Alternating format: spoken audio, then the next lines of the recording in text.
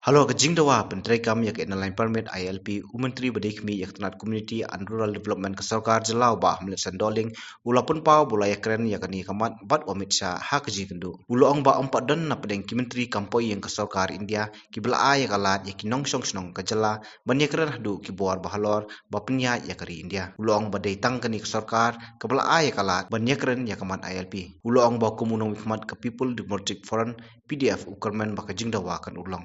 Jadi Malaysia yang lar benda berkenduk buat Union Home Star Malaysia nak yang Khmih la ya keren ya katu kini jimat kena yang jengahi mula keren hik temui buat isu jong ILP kelong ba yaljong awan naga babrong kumnong lam jong KC buat jingdawa ke ILP ngong kamdai mentang dekade nadu jusam kandai phok na fitur nadu bang na KC tinggi aing kublai ya kedek sarkar badang kedek sarkar baila yangi benekeran kan adu kalabel jong home ministry yang ini jong ILP tidak yang jong home minister oh ya kedek bayi konsultasi sampai mah nakaliang menteri Badi Khmih yak tanat PhD ke sarkar jela ubat dan tanling dok tongkar bat nongïalam ke HSPDP ulai thu bawa metsa umsyam la ai kanu ke jingkular halo ke jingdawa penteri kami ke ILP hak jela. It is difficult. He didn't give any clue.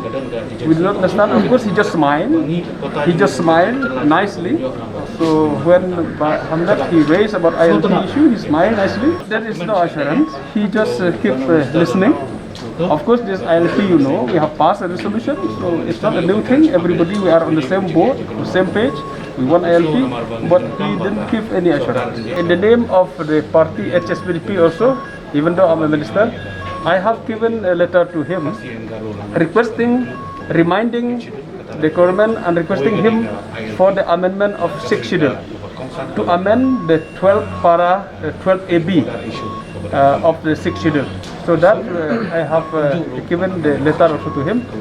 And number 2, from my side, I have reminded him about this important road from Mauplang, Maungap, Maukarat, Raniko road, which it has been stopped for the time being.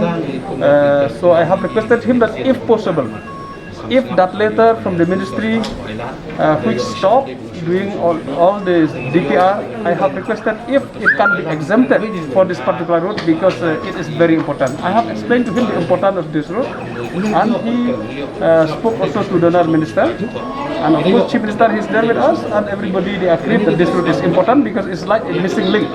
So I am still fighting. Let's see.